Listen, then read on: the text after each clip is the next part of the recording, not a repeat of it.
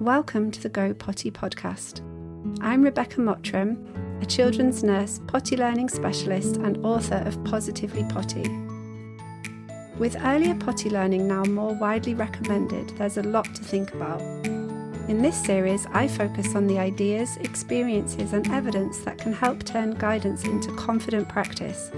So whether you're a parent, a health professional or you work in the early years, this podcast is here to guide you through it. If you want a full overview of my now widely recommended 3-step approach of preparation, practice and stopping using nappies, listen back to Series 1 where I cover that framework in detail.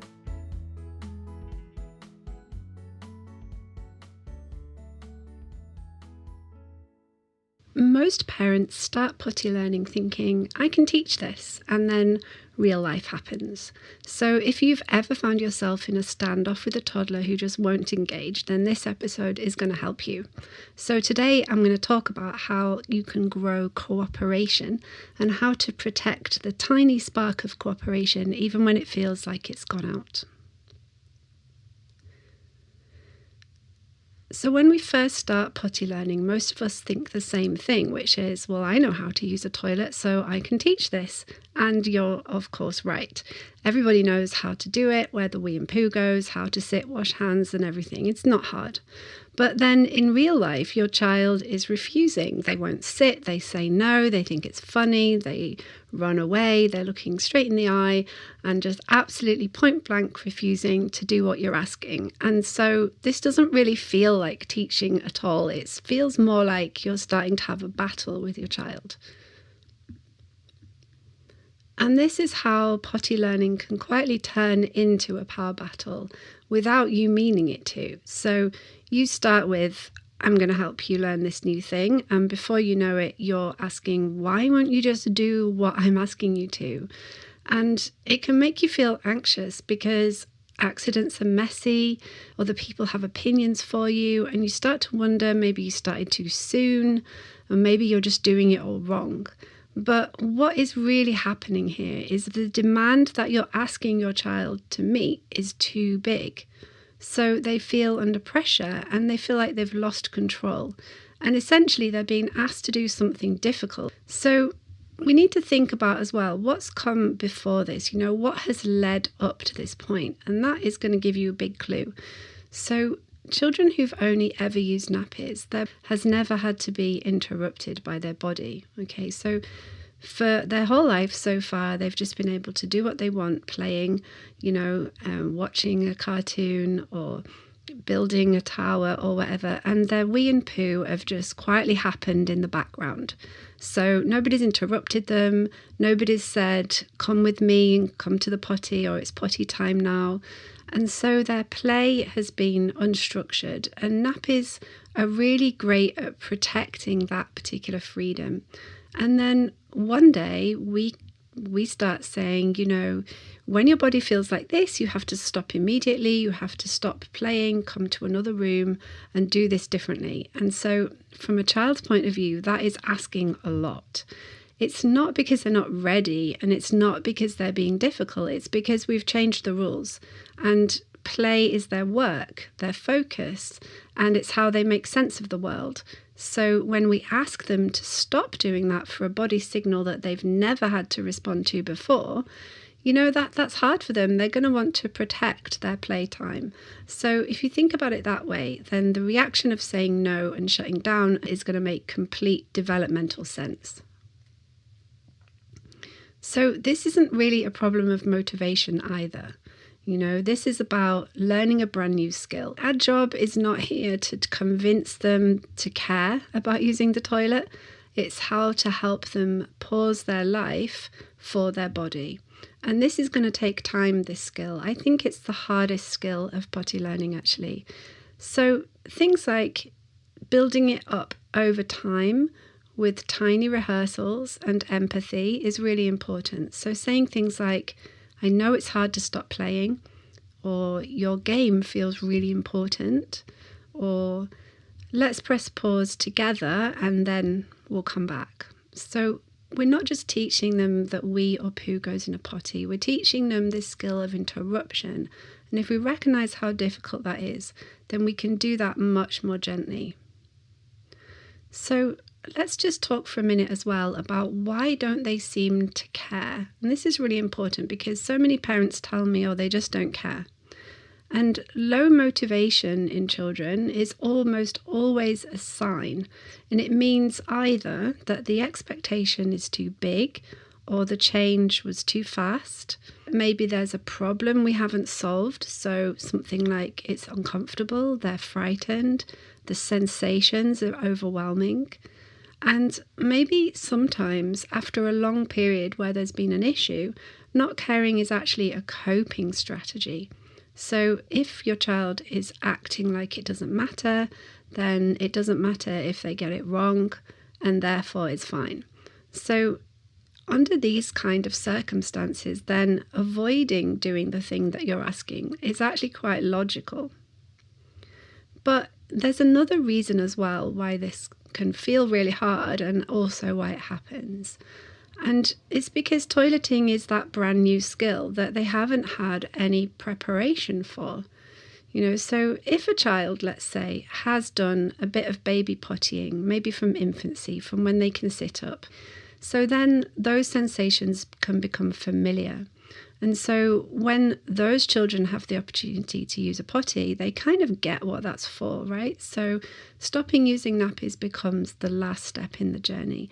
And this is something that I'm always advocating for because it gives them that gradual journey and that pathway of learning, which is so much more the way that we learn other skills.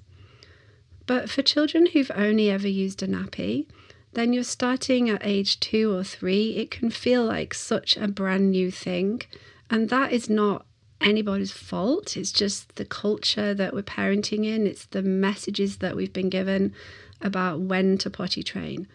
So now I get that some people are going to be listening to this thinking, oh, well, it's too late for us then, But here's the good news is that it isn't too late, okay? So if we think about early pottying, then that does create familiarity, okay? And familiarity, though, is still something that you can build now, whenever you begin, okay? So this is about setting a gentle foundation by slowing things down, treating the first few weeks as a period of learning where they're getting to know their body, they're increasing that body awareness, and letting them have access to practicing using the potty sometimes, for you to role model it as well, for you to start talking about it and building a familiarity with it that they can understand. So this is kind of, you're kind of doing some backdating stuff here by you're giving them the stage that they missed by not having had that opportunity before. But really what I'm saying is that whenever you start, whether they're 6 months or 3 years old, all children need a journey with this, not like a sudden exam, So when we're talking about regaining cooperation, we can start with the question not of how do I make you do this, but what is this like for you? Okay, so cooperation isn't something that we can just make our children do. It's something that we have to build with them. And sometimes the beginning of that cooperation can be so small, it's almost invisible, and it's really easy to miss. So let's take a typical example where you tell your child it's time to go to the potty and they just say no. But maybe just before they said no, they paused. Maybe they might not sit on the potty, but they listened while you talked about it. And those things are what I can think of as seeds. Okay, they're the first form of cooperation. And we can water those seeds if we say things like, thank you for listening to me. Or, I can see that you thought about that. So that cooperation can begin to grow from the tiniest moments. And I like to think of it as well, a bit like a tea light on a windy night. Okay, so if you have a tiny tea light, that flame is really small and it's really vulnerable. And if it's too windy, it can easily go out. But if you cup your hands around it and if you protect it, then that tiny light will grow steadier and stronger and even, can turn into a bonfire under the right circumstances. So getting cooperation and growing it is exactly like that. So here's some practical steps as well. So first of all, change the goal. Okay, so aim for connection. The connection will get you to the cooperation. Don't worry too much about whether your child is actually doing what you ask. Just notice that connection when it happens and praise what you see, right? So thank you for listening to me, that kind of thing. Also, if your child is struggling with their emotions during this time, you can also call that out and say, it looks like this is really hard for you. Let's work this out together. Or what might help you? And some children have great ideas on what might help, so it can be worth asking them that. Also, just praise when they make the effort to engage with you. And if you're feeling really, really stuck, think about what is the smallest thing that they could do towards this goal. So make the steps smaller, not bigger. So potty learning isn't a test of how good you are at teaching. It's much more about how safe and understood your child feels when they're learning with you. And when cooperation returns, even if it's just a tiny, tiny flame, then you're going the right way. So protect that flame, notice it, feed it, and cooperation will grow and the skills will follow.